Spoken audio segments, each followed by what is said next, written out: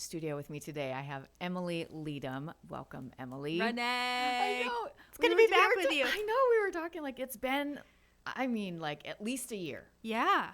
And maybe more since the last time you were here. I know. And I was thinking to myself, gosh, who should I have on around Christmas? Emily hasn't been here for a long time. I feel like I've grown an entire human since I've been. I do feel like you have. Since I've been in the studio. Which is actually part of the reason why I wanted you to come on. Yeah. So Emily is the executive director of the Lourdes Center. Yeah. And we are going to talk a bit about grief and healing through the holidays. But I wanted to first, because you did just finish growing a human. Yes. She just came back from maternity leave, 2 weeks ago? Yeah, 2 or 3 weeks ago, yeah. Yeah, and wanted to talk to you about your family's growing. It's a bit chaotic in the house. I'm sure you have a new baby, and now you're trying to deal with the holidays. And we're like, as this now is released and airs, it's like a few days before Christmas. Yeah. So why don't you first just tell us a little bit about yourself and the Lourdes Center, and then let's talk about your chaos. Yes. Well, I've been working for the Diocese of Sioux Falls for over a decade. Yeah. So, which is just wild to me. So, it's just always a joy to be in the studio and talk to listeners who many I've had the opportunity to meet, just throughout the years. So, and then in the last 4 years, I've been serving as the executive director of the Lourdes Center. We're an outpatient mental health center. We also do a lot of programming, presentations, retreat work, that kind of thing, focused on healing and helping people flourish and kind of walking along them wherever they are to wherever God has them. Or wherever he's taking them, I should say. So we just have a really privileged place to accompany people, which is a great joy. I'm also married to a handsome hunk of humanity named Matt, and we have 4 girls. Blessed is he among women. Matt is so outnumbered. We have so many girls in our house. Matt's been trying to make a glitter ban, or trying to impose a glitter ban in our house. Good luck. It's not going well, let me tell you. But that's also, I'm the leader of the pack when it comes to glitter. I am a glitter girl. I have to ask a question about that. Do you mean like the little containers of glitter, or do you mean he wants nothing with glitter on it in the house? His goal is complete ban, complete dark out. No clothes with glitter, no art projects with glitter. No loose glitter. No. I mean, loose glitter is probably the most treacherous of all of the glitter options. But I think he's like, because if you like rub up against glitter, like a glittery tree, yes. I had some on my face last night when I went, because I was doing something with the Christmas tree. You can't touch a Christmas tree without walking away a little glittery. No, you can't. I am here for it. Okay, but glittery nail polish, I think, is okay. That might be the only thing that really sticks. That is fair. That is fair. That might be his one exception. So you need to find glittery glue and use that. I'm trying to help you. He's going to feel so loved. He is going to feel so loved by this. He would totally appreciate that. I'm going to get a phone call or an email. I know. And I'm going to be on his list. Yeah, for real. But so 4 girls, 8 down to our youngest is 4 months, baby Grace. Yeah, we welcomed her to the crew in August. And it's just been pure joy. People keep on asking me like, hey, how's the transition from 3 to 4? Yeah. I'm like, it was hard before. It's hard now. I was going to say, do you even notice? There's an extra body. But. It's been such a gift. And truly, it's been one of the greatest gifts we've given our girls is a baby to love. They're just coming alive and seeing. And there's moments where it's hard for them too, where they feel like, okay, I'm not getting as much as mom or dad's attention or whatever. But in terms of this whole what's the hardest transition? I'm starting to think there's really not one. I think they're all hard in their own way. And that's part of the beauty. Yeah. That's part of what makes it, just joyful. Yeah. But I think we're also just like, all right, we're rolling with the punches a little bit more. And I bet the 8-year-old are you finding her kind of playing this really big sister cool mommy kind of role? Because that's about the age when that starts to happen, isn't it? Maybe even earlier. Yes. Yeah, I think you're exactly right. I'm really starting to see her growth. I have some friends though that have a daughter that's 10, 11, 12, somewhere in that range. And this is a mom with 6 or 7 kiddos. And she said, wait till your oldest is 10.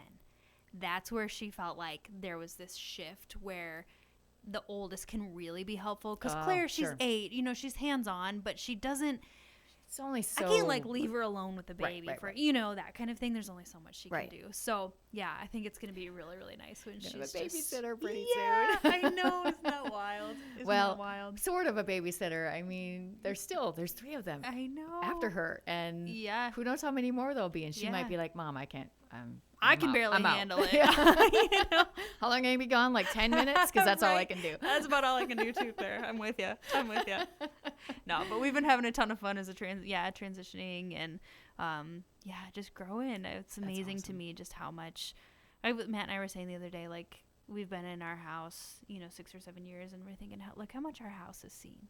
Oh yeah. You know? Yeah. Like just these new lives coming in, and new jobs for us, and Hopefully you're not bursting at the know. seams yet. No, Good. we love our home. Good. And but it was just kind of this like nostalgic moment as we were decorating for Christmas, and just thinking like, wow, remember when we got this Christmas tree and when we got this ornament? And we are not those hardcore people that don't decorate until Christmas. Yeah, me either. I I did that one year, just like a week before Christmas. I was like, Did I it can't change do that anything spiritually for you? again. No, it made me. I shouldn't say this. That's okay. It kind of made me feel just bad because I didn't have decorations up. Yeah, you were like, just I almost sad. felt guilty. Like I'm Yeah. like, I'm not entering. I felt like I wasn't entering in. Yeah. Maybe I was doing it wrong. Yeah, those maybe did some hardcore Advent decorations. The hardcore wait till Christmas people need to persuade me yet, because there's something for me actually in the season of Advent, like sitting next to a Christmas tree or just having like our home kind of beautifully decorated in this anticipatory way that actually I find helpful to enter into Advent. Yeah, me too. Without crossing that, like, because the desire, right, is like, well, you don't want to start celebrating truly until Christmas. Like, let yourself feel the weight. Right. I guess, I don't know, for me, the quiet, the solitude, it's kind of the people who have walked in darkness have seen a great light. Like, I lower a lot of our lights throughout Advent, even if I just have the Christmas tree lit. Like, there's just that quiet about it that I find helpful to the season of Advent. Well, and what I'm finding this year, because we just moved into a new house, and we've never decorated this house for Christmas before, and we're trying to use our current decorations in a house that we've never been. Yeah. So things don't quite work the same way. Yeah. So, like, I'm still decorating. Yeah. So it's like this extended decorating period, which actually, even though I don't love it, but it actually helps this not really celebrating Christmas yet. Like, you're still preparing. Yes. Oh, that's interesting. So maybe this is how maybe I'll just extend out the putting up the decorations, which might drive my husband crazy. Yeah, my Like, totes are still in my dining room. My totes are totally still in my dining room. They've kind of been driving me nuts, but in the name of preparation, I'm going to start using that. Drag it out. We're just going to drag it out. I like it. Just keep adding things to the tree. Oh, so fun. So how has it been different this year with more kids? More like has it changed every year as far as how you celebrate Christmas? Yeah. So one thing that I am learning about myself, I'm actually not a natural gift giver. Okay. I wish I was. The love languages. Yep. I don't do it super well. It kind of causes me anxiety. Yeah. I could affirm people all day and love on people that way. It's kind of anxiety producing for me.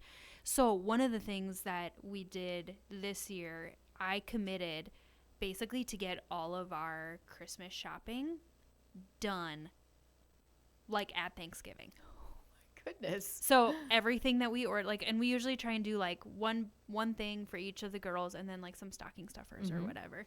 And I feel like it has given me so much. So you made it. Yeah. You did it. Yeah. The only thing hanging over our head is we have a tradition of doing a homemade Christmas gift with my side of the family, and stakes have gotten really high, especially when Matt Leedom entered the family, because he can like make anything. He's so competent and like can woodwork, and he creates all these beautiful things. So suddenly the whole family was like, oh, we got to step up our game.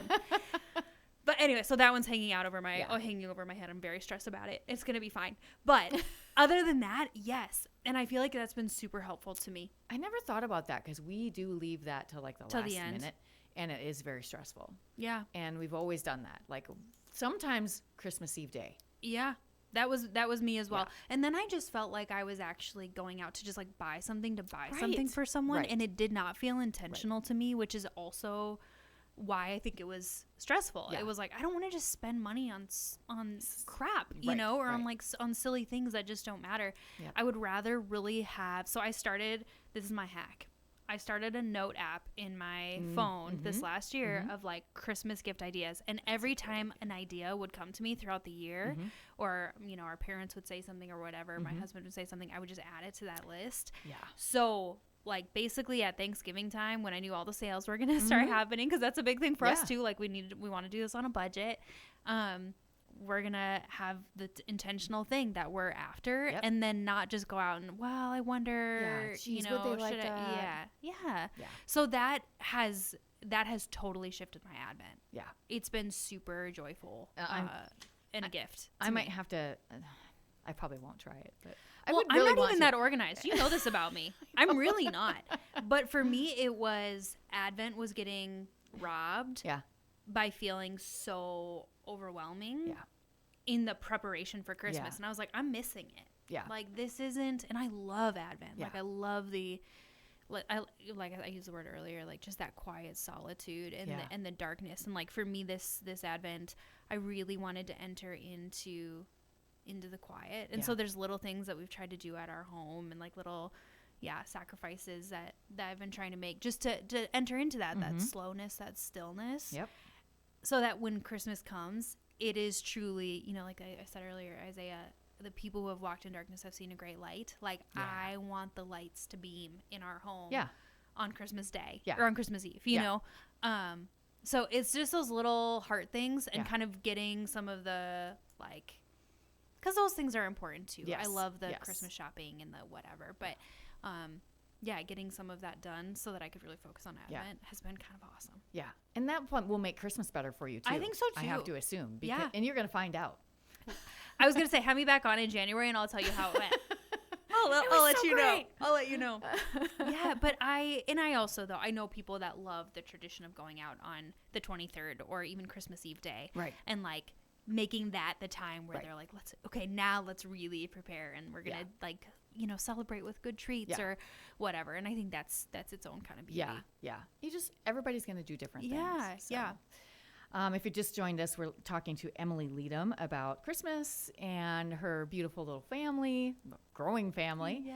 And I want to switch gears a little bit and talk about those who maybe struggle at this time of year with grief or things that need to be healed in their lives. So this is obviously one of the things you guys do very well at the Lourdes Center. You mentioned the retreats and stuff that you do, which are, the way I understand it from you, is widely popular and doing lots of good things. So it's a difficult time for people. So what are some of the things that people face during this time that maybe we aren't always thinking about if we aren't in that position?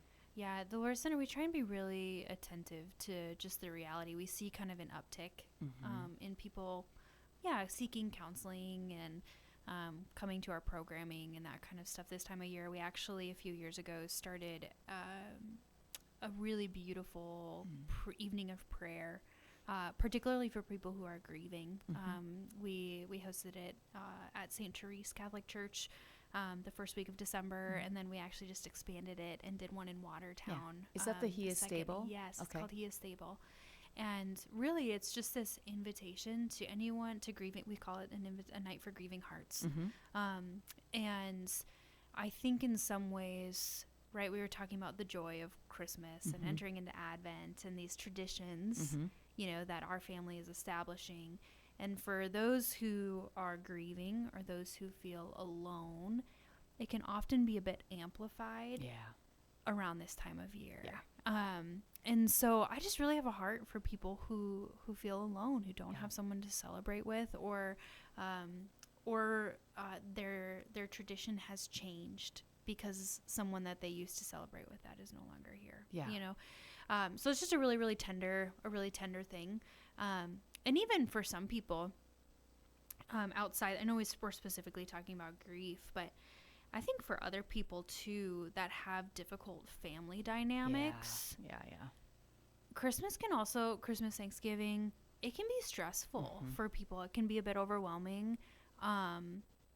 there was a season in kind of my family's life that you just never knew what you were going to get come Christmas Eve when we got together. I think every family goes through that. Yeah. And it was, you have these expectations of what you want it to be, joyful and triumphant. But yeah, that's not always the reality. Sometimes it can feel overwhelming. Sometimes it can feel triggering. If there's some kind of trauma associated with family dynamics, which sounds big, but it happens all the time. Yeah. It's very common. It could be small traumas. Yeah. So that it's just very real, and it can cause a lot of anxiety for people, or it can cause kind of overwhelm. So there's different things for different people that it can be challenging. And I think it's important for people that are listening to this that are like, actually, my family's great. I love the time, whatever. It's also a good reminder, though, to be tender to others who might not have that same gift. Right. Who might not get to experience it in the same way. Yeah. So are there some things that you recommend for people, both the people who are experiencing grief or hardship and the people who are maybe in relationship with them, to ease that during this time? Yeah. So first, just a spiritual thing that I might offer, and then some practical things as well. Yeah. I was talking about He is Stable and this event that we do for grieving hearts. And one of the reasons that we call it He is Stable, number one, it's a play on words, and that, Jesus entered into the stable and to this messiness. He comes in the messiness of a stable. And also He's firm. Right. And He's consistent, and you can lean on Him and you can hold on to Him when your world feels unstable, when your world feels chaotic. Right. So, but it really struck me a few years ago when we were planning this event, and the first night we were hosting it, we were going to invite people to write the name of their loved one on a piece of paper and then bring it forward and set it in the manger. And I was trying to articulate just how powerful that is, as I was inviting people to do this. And I was so struck, this is the second place where heaven touched earth. The first was in the womb of Our Lady, and the second was when she laid Him in the manger. And there in that manger where heaven touched earth, we were inviting people to place their heart, their loved one. And so just on a spiritual level, that's very real. Yeah. To just meditate on that, to meditate on the manger, this place where heaven touches earth, and to even pray and process what does it look like to really surrender this ache, this hurt, this grief to the manger. Yeah. Is a powerful thing. So that's on a spiritual level. And then on a practical level, a couple things. I think it's really important that people give themselves grace. Yeah. You don't have to do all the things. Right. You don't have to decorate the whole house. You don't have to, if you're the one that typically hosts your family and you're in a season of grief and then that feels overwhelming to you, you don't have to host. Right. That's Ask okay. someone else. Ask someone else to do it. Yeah. That's okay. It feels like you're letting people down. You're not. Right. You're not. It's okay. So give yourself some grace. In a sense, on the other hand, I think it's really important to still surround yourself with people that you love and trust, even though it might feel like the hardest, most biggest hill that you could ever climb. Showing up, maybe it needs to be a little more contained. Maybe you're not ready for the big extended family gathering, but if you're maybe it's you're a grieving widow, just time with your children. Or whatever those people, those friends that bring you life, that know you, that you can count on. And you might just say, I'm just going to be here. I can't engage in conversation, but I'm going to be here. And people will honor that. So those are just some practical things that I think are important. Still surround yourself with people. And then my last practical is take care of yourself. Yes. Get rest. Yes. It's really, really hard right now. The day that we're recording this, it is so cold. Yes. I don't want to go outside, but giving ourselves 2 minutes of fresh air or going for a walk at the gym or whatever, just those little things to take care of yourself really go a long way in regulating the heartache, Yep. or regulating some of the anxiety that people Yeah. might be feeling as Yeah. they're approaching, this Christmas Eve with family or Yeah. whatever it might Well, be. even if you're a person, maybe you're a person who's the opposite, where you're always keeping yourself busy. Maybe it's okay to stop for a minute and that's have such a good example. sit down and have a cup of tea yeah, or a cup of coffee Be. or just be. whatever. Yeah, just and maybe, like you said, meditate on the manger at that point. Yeah, I really love that. I've not heard you talk about that before. yeah, And that's a really beautiful image. And even for people who, there are lots of things you might be grieving or you might need healing about. But if it's something around a child, I think that manger can have an especially powerful point of that for someone in that position. So, absolutely. Yeah, absolutely. what role? We have about a minute. Yeah. What are some ways the Lourdes Center can help? Yeah, we're always available for counseling services. Would love to serve you. LouردesCenter.com. Lourdes, like Our Lady of Lourdes, is how you can find us. We also, if you're grieving in a season of grief, we have another grief series starting in February that runs 8 weeks. That's just been so powerful and healing for people. And then come this spring, starting I believe in March, we also have just more of a general healing series that's 4 weeks long. It's called A God Who Knocks, honoring the fact that God doesn't burst in, right? Sometimes we say, like, God just bust into my life and he hit me with a 2x4. He's like, I've but been really, knocking. Jesus is quite tender, and he knocks. Behold, I stand at the door of your heart and knock. And so it's really this invitation for him to come in, to enter. And so for anyone desiring deeper growth or healing, particularly around just the difficulties of life, memories, that kind of thing, it's a great spot for you to land. Yeah, awesome. Emily, thank you so much for coming in. And as I said, talking about your growing family. I see you guys in church quite often, and they're all so cute and mostly well behaved. And a little busy, but mostly well behaved. They're great. It's great. If ever I hand you one, just roll with it, okay, you Renee? sit on the other side of the We're too church, far so away. I'll be like, you We'll keep 'em catch over one there. if she bolts across the church towards you, would you? Right across the altar. It's a Holy Spirit. Oh, you know yeah, that church. that's right. But thank you for being here, and I hope you have a very beautiful Christmas season with your new baby and your family, and tell Madam sorry about the glitter recommendations. Yeah, I will. Yeah, thanks, Renee. Merry Christmas, everybody. Thanks. All right. We probably won't see you again until Christmas, so have a very merry, blessed Christmas. Be sure you get to Mass, and hold your family a little closer, and make sure you pray like crazy. That's it for us today. Hope you'll join us again next week for more Catholic Views.